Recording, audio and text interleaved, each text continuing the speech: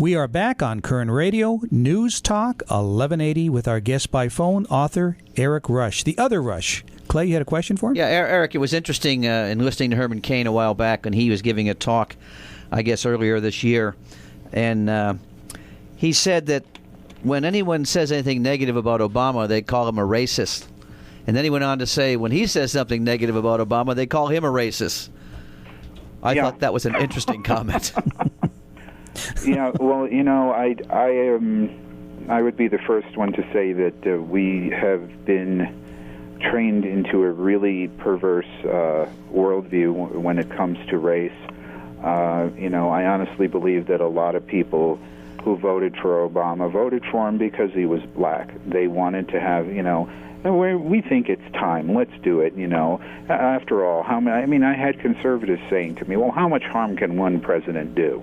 Oh, yeah. Well, yeah. How's that hope and change thing working out for you? Precisely. We had a lunch with a African American friend of ours today. It was interesting. Two of them actually, but it was interesting that one of the guys said that he was going to vote for Obama. And Marty looked at him and said, "How's that hope and change working out for you?" Mm-hmm. Well, it's interesting because, and he's actually going to be listening to this show on Saturday, and it was interesting because when you look at, and this is one of the questions I had for you, when you look at the family values issue, when you look at the pro-life issue, the not for the homosexual agenda, all the values issues are very strong in the black community, and they're much stronger in the Republican Party than they are in the Democratic Party, but yet we don't have that inlay into the into the black community or the Hispanic community that the Democratic Party has. What are we doing wrong in the Republican Party to where we're not getting any kind of percentage of the black or Hispanic community? Well, I think that Republicans or conservatives, if you will, they've just been too nice. Assuming that the example was going to be enough. They did not speak out, and still don't speak out enough about what the left has done and is doing, and the Democrats have done in the black community, and how insidious and immoral that it is. I think that they need to speak out more. I was on a radio show with, and a black fellow was saying the social. He was talking about the social aspects that the education and spirituality and morality and things like that the political right has hijacked from the black community. And I said, you got to be kidding. The black community was part of the political right before FDR and Johnson came along. They didn't always vote straight Democratic ticket, but the Democrats capitalized on the love for FDR, the cult that sort of grew up around him, and then of course the Kennedy brothers, who, despite being Democrats, were Northern Democrats who were very strong on the civil rights agenda, despite what was going on in their party. And the Democrats basically capitalized on that, and you would think, most black people don't know that the Republican Party came about as, its platform when it came about was anti-slavery. Mm-hmm, that's right. They don't know that. Interesting, in Kern County, where you're talking to us at right now, we have a group called BRIC, which is the Black Republicans in Kern County. Mm-hmm. And yet these guys, who are real strong supporters of the Republican community, will not publicly acknowledge that they're supporting the Republicans. Yeah. Well, and it's interesting, too, talking about that, the condescending attitude, something you'd mentioned earlier, reminded me of, and I think you had talked about this on one of the tapes I was looking at, Harry Alford from the Black Chamber of Commerce, when he met with Barbara Boxer, when he was in front of that committee. Mm-hmm. It's that condescending attitude of assuming that you're beholden to the government, and because of that, you've got to go lockstep into this issue with everybody else. And this guy, much to his credit, stood up and said, "I'm sorry, but I'm a veteran, I'm a businessman, and I'm not in lockstep with the people you want me to be in lockstep with." Well, the thing that Barbara Boxer evidenced so well then, which is, of course, permeates the liberal elitist mindset, is he Alford didn't want to go along with what she was saying because it was detrimental to the black business community, and to the business community at large, and she was essentially telling him to mind his place.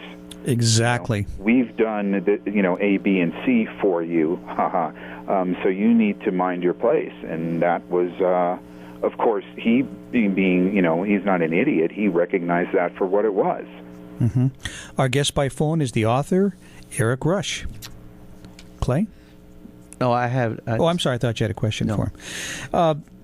Another quote that you had in the book that I liked, you said, "In America, freedom fighters, those who would enslave all of us, regardless of race, and it's time for us to choose a side." What did you mean by that comment? What I meant was that it is not that the issue of race is really, it's smoke. It's a distraction. It's something that the left is using to coalesce their power. And when they have done that, then it won't matter what color anyone is, because we will all be slaves.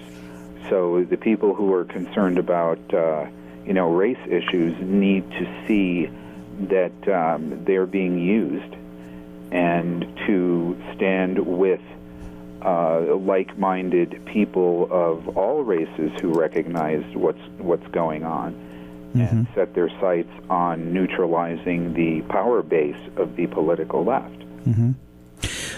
Erik, in the last year, because your book's been out a year, what kind of response have you had to the book? I mean, do you see maybe just the beginnings of people starting to get it and starting to choose a side? Hopefully more people in the minority community?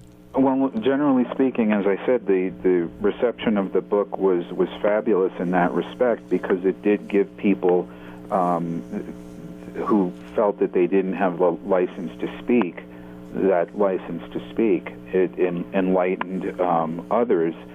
And it's been very gratifying to me to see over the last year how many more conservative black people are becoming engaged, and not just office seekers. Both blacks and whites, I've heard from people I've talked to on radio shows and just face-to-face, are getting sick of the race card being played. More whites are inclined to say, shut up, don't play the race card on me. And blacks are getting disgusted of hearing or seeing the race card played, because it's insulting, and they're talking now. They're speaking about it. They're not just capitulating and being silent when the people start throwing the race card around. I think your book is a good starting point for a lot of people to have this conversation and take it to another level. So. I hope so. I mean, that is essentially what I wrote it for, and I think that it was going to be a scene, in later as a good wedge to get that door open and get some of those ideas flowing. So, what's your next book, Erik? Oh, I'm working on one.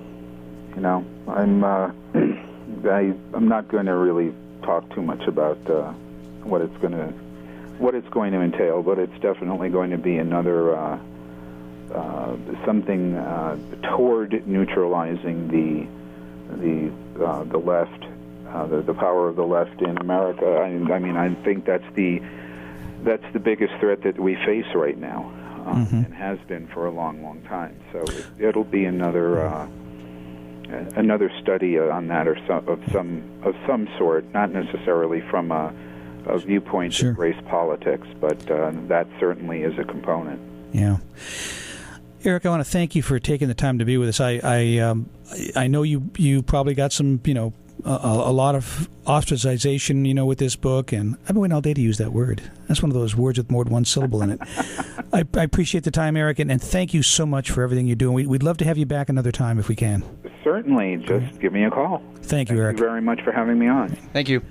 And we'll be back in 167 hours on Taking Care of Business on Kern Radio Newstalk 1180.